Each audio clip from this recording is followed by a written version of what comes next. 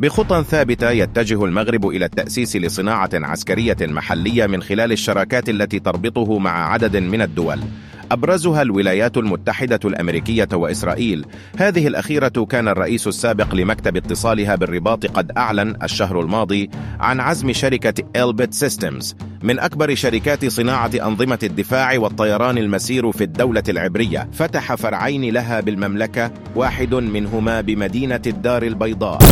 ويرى خبراء أن المملكة المغربية تتوفر على كل المقومات الاقتصادية والبشرية، كما توفر للمستثمرين في قطاع التصنيع العسكري كل الضمانات الأمنية والقانونية التي تؤهلها لتوطين الصناعة العسكرية على أراضيها، وبالتالي الحفاظ على مكانتها وريادتها على الساحتين الإقليمية والدولية، كما أنها مرشحة في المستقبل المتوسط لتتحول من مصنع للعتاد الحربي إلى مصدر له، خاصة في اتجاه الدول الإفريقية التي تربطها بها علاقات جيدة. مقومات عديدة وأرضية مناسبة.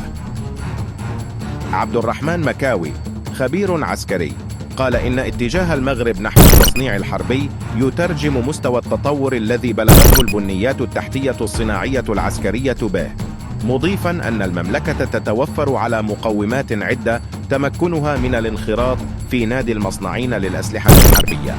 وأضاف أن الرباط بعدما حققت الاكتفاء الذاتي فيما يخص الذخيرة بجميع أنواعها، سواء تلك الخاصة بالأسلحة الخفيفة أو المتوسطة أو الثقيلة، أصبحت تتجه نحو تصنيع أسلحة متقدمة من الجيلين الرابع والخامس. قوة إقليمية ومصدر مستقبلي. أورد محمد شقير خبير سياسي واستراتيجي أن المغرب باعتباره قوة إقليمية يحتاج إلى صناعة عسكرية لمجموعة من الأسباب، أولها الحفاظ على مكانته في المنطقة، ثم تقليص تكاليف استيراد الأسلحة والمعدات العسكرية على الأقل، فيما يتعلق بقطع الغيار والطائرات المسيرة التي كلف استيرادها من كل من إسرائيل وتركيا والولايات المتحدة الأمريكية مبالغ كبيرة. وأشار إلى أن المملكة يمكنها الاستفادة من الأرضية الاقتصادية ومشاريع الصناعات المدنية التي طورتها في السنوات الأخيرة، إضافة إلى الخبرات التي راكمتها في مجال صناعة الطيران أو تصنيع السيارات التي يمكن الاستفادة منها في ميدان التصنيع العسكري على المستوى المحلي. رؤية استراتيجية. بمناسبة الذكرى 66 لتأسيسها شهر مايو أيار المنصرم، بعث العاهل المغربي محمد السادس برسالة إلى قواته المسلحة أعلن فيها عزم بلاده إعطاء الأولوية للدفع قدما بمخطط تجهيز وتطوير القوات المسلحة الملكية، ذلك عبر برنامج يرتكز على توطين الصناعات العسكرية وتنمية البحث العلمي، فيما هو ذا المسار الذي قررت المملكة السير فيه خلال السنوات الأخيرة، تعتزم تخفيض كلفة صادراتها العسكرية وتعزيز سيادتها في ميدان السلاح بدخول نادي الدول المصنعة له، وهو ما حضرت له عبر سن قوانين تؤطر هذا القطاع الصناعي الجديد، وكذلك برصد أرصدة مالية ضخمة لتطويره.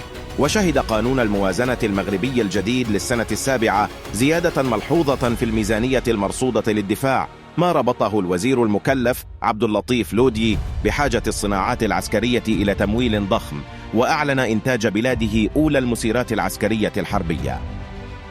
أسلحة صنع في المغرب. من جانبه عزى عبد اللطيف لودي الوزير المكلف إدارة الدفاع الوطني المغربي خلال اجتماع اللجنة البرلمانية هذه الزيادة في ميزانية 2023 إلى اتجاه الدولة نحو الصناعات الدفاعية، معلنا أن بعض الأنشطة الصناعية في هذا المجال بدأ بالفعل، منها صناعة الأسلحة والذخائر، وصناعة الطائرات المسيرة القادرة على أداء مهام الاستخبارات والاستطلاع والهجمات المسلحة وصيانة الطائرات العسكرية. وأوضح الوزير أن المغرب يسعى من خلال هذه الإجراءات إلى حث الشركات الدولية على إنجاز مشاريع استثمارية بالمغرب، وذلك في إطار التزاماتها التعاقدية بخصوص الصفقات المبرمة معها لشراء أسلحة ومعدات عسكرية. مسيرات وأسلحة فتاكة. كشف الخبير المغربي أن المملكة تراهن على نوع خاص من التصنيع العسكري الذي يتمثل في الطائرات بدون طيار، إلى جانب تطوير بعض أنواع الطائرات المقاتلة KF-1 و F-16، وكذلك بصدد تصنيع صاروخ جوجو قصير المدى. ويرتكز المغرب بشكل أساسي في تطوير صناعاته العسكرية على الشراكات التي يربطها مع دول متقدمة في هذا المجال. وحسب مصادر محلية فإن الطائرات بدون طيار التي سيستغرق تصنيعها في المغرب عدة أشهر ستعمل على أداء مهمتين أساسيتين: الهجوم والاستطلاع، مبرزة أن من شأن هذا المشروع أن يجعل من المغرب أول دول قارة إفريقيا بإنتاج طائرات بدون طيار. كما سيجري بناء أنظمة الصواريخ قصيرة ومتوسطة المدى لتسليح الجيش المغربي بتقنيات جديدة أكثر حداثة، وفق ما كشفت عنه في وقت سابق مجلة أتالايار الإسبانية. من ناحية أخرى، في أبريل نيسان الماضي وقعت الحكومة المغربية مع شركة لوكهيد مارتن الأمريكية اتفاقا بإنشاء وحدة صناعية في القاعدة الجوية بن سليمان غرب المملكة، والتي ستمتد مساحتها إلى 15,000 متر مربع، وستنفذ عمليات صيانة وتطوير وإعادة بناء مقاتلات F-16 وCU-30 هيركوليس الأمريكية. كما أعلن الفرع المغربي للشركة البلجيكية سابكا المتخصص في الصناعات الجوية عن إنشاء مصنع جديد بمنطقة النواصر، والذي سيعمل على تجميع هياكل الطائرات، منها مقاتلات شركة داسو الفرنسية. أشادت مجموعة من المنشورات الإعلامية الإيبيرية بعصرنة العتاد العسكري المغربي في ظل التحديات الجيوسياسية المرتبطة بالمنطقة الإفريقية المتوترة، معتبرة أن منظومة الأسلحة المغربية قادرة على مواجهة جميع التهديدات الأمنية الخارجية.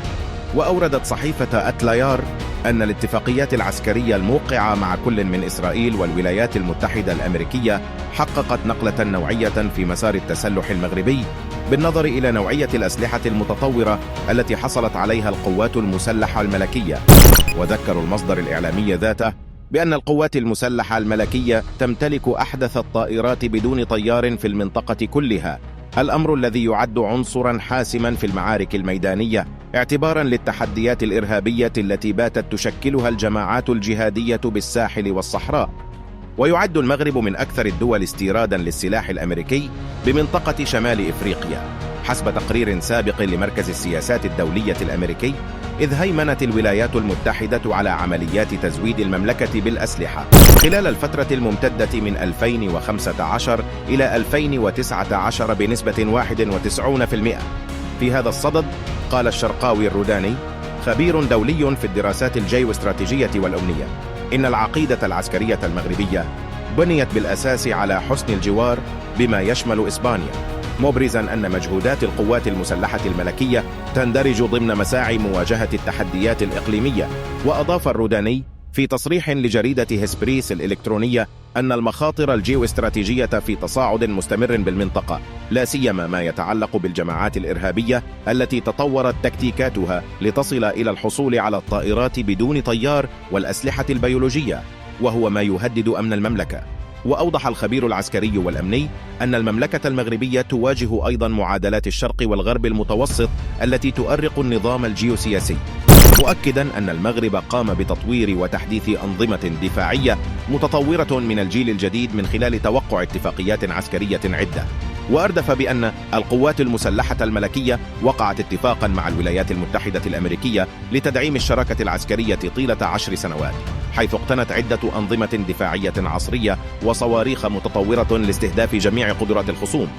واستطرد المتحدث بأن العلاقات المغربية الإسرائيلية تعززت بتوقيع الشراكة الاستراتيجية سنة 2021 التي أفضت إلى استيراد منظومات باراك وسبايدر، إلى جانب عدة أسلحة دفاعية وهجومية تتعلق بالطائرات بدون طيار لحماية الأمن الداخلي للمملكة.